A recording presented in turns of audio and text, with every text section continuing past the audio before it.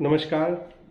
मौन से मौन तक का सफ़र हम अपने जीवन में कैसे देखते हैं, उसका कैसे उपयोग कर सकते हैं, उस पर थोड़ी चर्चा करनी है। कुछ तो ऐसा है जो मौन संवाद हम सबके साथ करते रहते हैं। कोई जानवर भी दूर से किसी व्यक्ति को देखता है, वो समझ जाता है कि कुछ भाव कैसे हैं। कुत्ता दूर से भांप लेता है। हमें भी कुछ लोगों के साथ बिना बोले या तो सहजता महसूस होती है, असहजता महसूस होती है।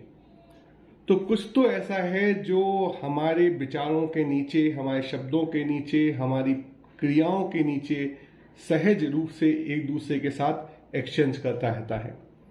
कोई तो एक चेतना का पटल है जिसके ऊपर हम सब लोग अलग अलग व्यक्तियों के जैसे दिखते हैं, लेकिन नीचे एक ऑटोमेटिक ट्रांसमिशन होता जाता है। वो मौन होता है।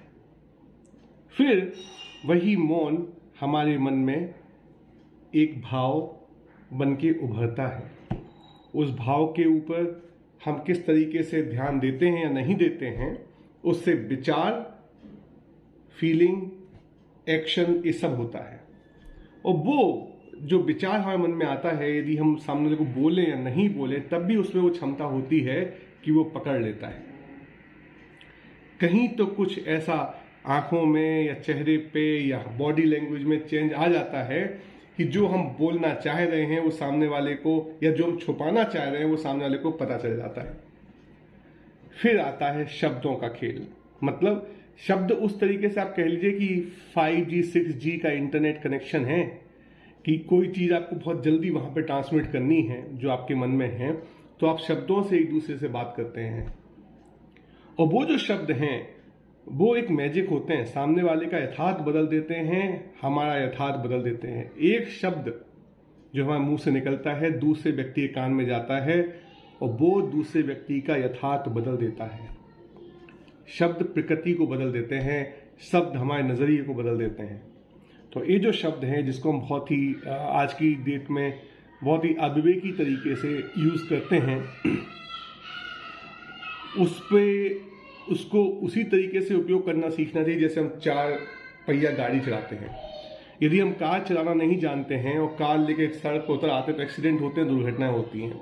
तो शब्द भी एक, मैं कहूँ कि एरोप्लेन से भी ज़्यादा कॉम्प्लिकेटेड जो भाषा है, एरोप्लेन से भी ज़्यादा कॉम्प्लिकेटेड टेक्नोलॉजी है। तो शब्दों का विवेकपूर्ण तरीके से करना हमें हमारे जीवन की राह को सुगम भी बना सकता है या फिर एक्सीडेंट भी कर सकता है। और फिर कुछ ऐसा होता है जिनको हम न शब्दों से संबोधित करना चाहते हैं, ना विचारों से संबोधित करना चाहते हैं, और कुछ हमारे मस्तिष्क में आता भी नहीं है, तो वो भी हम मौन से संवादित करते हैं। जैसे कि मान लीजिए कोई एक आदमी गलत काम कर रहा है, कोई गुस्से में है, हमें उससे कोई लेना नहीं है, तो हम उसके लिए मौन रह जाते हैं। हम बोलते हैं ठीक है भाई, तुम्हारी जिंदगी तुम जानो। तो ये जो मौन से लेके मौन तक का सफर है, एक मौन ऐसा जो सहज संवाद हो रहा है सबका प्रकृति के साथ हमारा, फिर विचार, क्रियाएं, ये सब होते हैं, फिर मुंह से शब्द यूज करना, और कुछ लोगों को शब्दों से भी संबोधित ना करना। तो ये मौन से मौन तक का सफर हम अपने जीवन में देखते हैं। तो ये मैं क्यों बोल रहा हूं कि मौन से मौन तक का सफर हमें क्यों समझना जरूरी है? हमें इसलिए समझना जरूरी है कि आज हम बहुत गलत तरीके से उपयोग कर रहे हैं। ये जो मौन संवाद जो मैंने पहले कहा था, जो सहज हो रहा है, ये परिवार का आधार होता है, लेकिन हम इस परिवार में शब्दों के साथ आज ज्यादा उपयोग कर रहे हैं, व्यवहार का। हम अपने घर वालों को हर चीज मुंह से समझाने की कोशिश कर रहे हैं। परिवार मतलब कोशिश करें कि मौन संवाद हो, कुछ शब्दों, कुछ चुनिंदा शब्दों या कुछ चुनिंदा व्याकरण से हम लोग पूरी सृष्टि की व्याख्या एक दूसरे के साथ कर सकें, ऐसी कोशिश करनी चाहिए। हमारा चरित्र ऐसा होना चाहिए, हमारे विचार ऐसे होने चाहिए कि उससे हम बिना बोले भी सामने वाले को बात अपनी समझा सकें। और जो शब्द हैं उसको औषधि के जैसे उपयोग करने चाहिए। यदि हमने औषधि किसी ने मांगी नहीं, हमने दे दी, तो वो दवाई फेंक देगा। जब तक रोगी डॉक्टर की बात मानने को तैयार नहीं है, या जब तक रोगी डॉक्टर से नहीं बोलता कि सर हमारी मदद कीजिए, तब तक डॉक्टर कितनी ही बेहतरीन दवाइयां देता रहे, रोगी लेगा नहीं। तो कुछ ऐसे ही हमारे शब्द होते हैं। इन शब्दों का उपयोग तभी करना चाहिए जब सामने वाला रिसेप्टिव हो, सामने वाला ने आग्रह किया हो कि भाई आप शब्दों से कुछ समझाइए, क्योंकि हमें थोड़ा सा सहज संवाद पकड़ में नहीं आ रहा है, आपके विचार, आपकी चरित्र से हम सीख नहीं पा रहे हैं, तो जल्दबाजी है, तब शब्दों का औषधि के जैसे उपयोग कीजिए। और जो लास्ट वाला मौन संवाद है, आजकल हम कई चीजों को ध्यान नहीं दे रहे हैं, हम कई चीजों को बोल देते हैं हमें कुछ नहीं बोलना, पॉलिटिशियन से हम कुछ बोलना नहीं चाहते, अपने विरोधियों को हम बात फूटी आंख देखते नहीं हैं, हम उनसे भी अपनी नजरें चुराने लगे हैं। तो हम इस मौन संवाद का उपयोग कम कर रहे हैं, लेकिन इस मौन संवाद का प्रयोग ज्यादा कर रहे हैं, इसलिए बहुत दिक्कत हो रही है। हमें इस मौन संवाद को ज्यादा करना है और इस मौन संवाद को कम करना है। आज हम अपने यथार्थ से कई चीज़ों पर ध्यान नहीं दे रहे हैं। मतलब हमें लगता है कि हमारी रिस्पॉन्सिबिलिटी, हमारा जो लाइफ का स्पेस है वो चुनिंदा लोगों के बीच में सीमित है, लेकिन ऐसा नहीं है।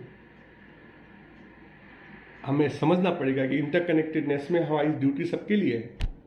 तो ये जो मौन संवाद है, जहाँ पर हम लोगों की उपेक्षा कर रहे हैं, उनको अपने जीवन से निकाल रहे हैं, उनकी तरफ ध्यान नहीं दे रहे हैं, तो ये मौन संवाद हमें बढ़ाना नहीं है, कम करना है। और ये वाला जो मौन संवाद है, जो घर में हमें करना, उपयोग में करना चाहिए अपने परिवार वालों के साथ, इसको बढ़ाना है।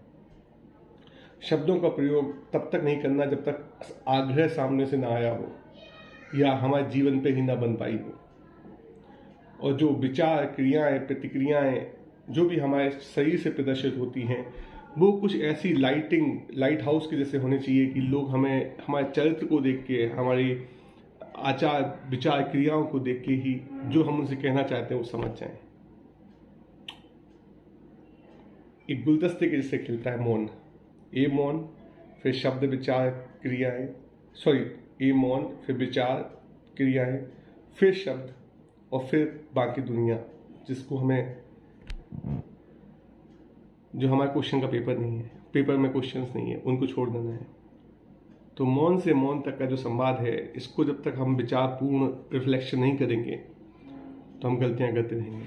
क्या तुझको अर्पण।